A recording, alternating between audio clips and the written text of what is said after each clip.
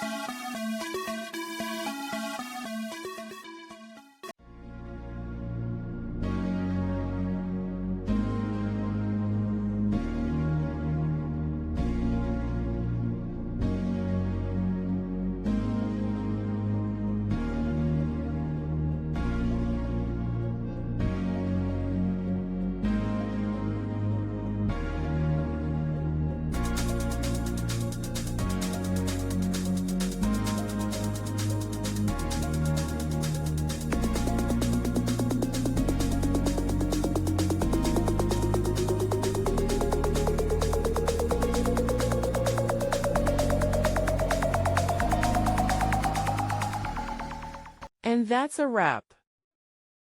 I hope you found the answer you were looking for. If you did, take a second to hit that subscribe button. It really helps out. And let me know in the comments which solution worked best for you. See you next time in the debug zone.